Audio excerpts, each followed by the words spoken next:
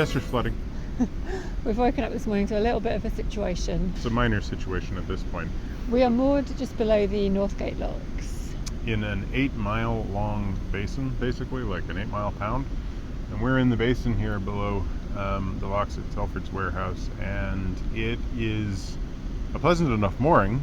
However, when we got here, the water was pretty high, so I put the balloons down that act as our bumpers so that they were basically kind of lying in the water between us and the stone. They're now more or less lying on the shore because slowly but surely we've gone up quite a few inches. How much do you think we've raised? I think we've raised about 6.5 inches since we got here. That was, a day and 2 days ago. So, we haven't moved up like so high and precipitous amount, but it rained really heavily all day yesterday. And all last night.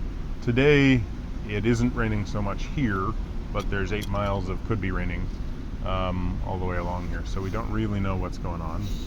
The CRT sent out a gentleman this morning who opened the sort of drain paddle to our right to start draining this pound into that pound below us, which is the pound between Lock 1 and 2 on the River Dee. They're called Williams. On the Dee Branch. The Dee Branch. They're called Williams Mooring. There's about 8 boats down there. All of whom are waiting to be cast down the river by a flood at some point.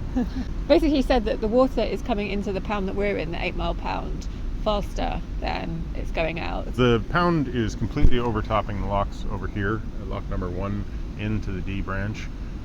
It was overtopping quite forcefully the number 2 lock down here.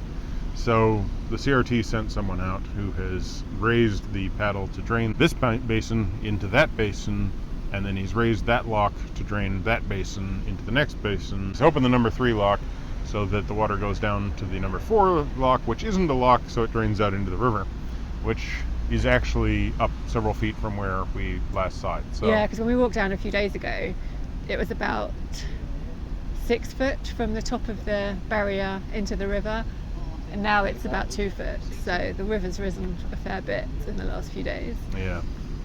So on the good side, right now, we're sitting here, we're safe. There's about 2.5 inches of rise available for the water here before it starts actually turning the towpath into mud.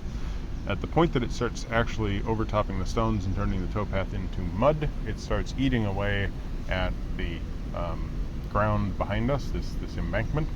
And if it eats away at the embankment for long enough, there is no embankment. So. And didn't the CRT guy did tell you there was a plug that they could pull, but they're not allowed to pull it? Yeah, there's a plug a few miles up, which apparently drains straight into a brook that then goes out to the river. So if they were to pull that plug, then they'd be able to drain the water, no problem. But apparently, in the last 4 years, they haven't actually received the sort of go-ahead to ever use it. Apparently, also, they haven't received the go-ahead to put a lock or any form of sign on any of the locks that they've left open. So the other problem is that apparently boaters in this pound and just, people who are trying to be nice think that somebody has opened the locks as a form of vandalism, and so they close them, which then leads to everybody flooding. So I said, why don't you just put a sign on the locks to say this is open for a reason, please do not close it. Yeah, and apparently that's far too complicated for higher up. Higher up to sort of pull up. So we're not anxious, we think we're fine. Oh look, it's coming up. It's actually coming up. Yeah, that's what it'll do. Okay, well, I am anxious. George, come here. There's not really anything to be anxious about. This water is coming up, or it looks like it's coming up because it's going over there to that drain.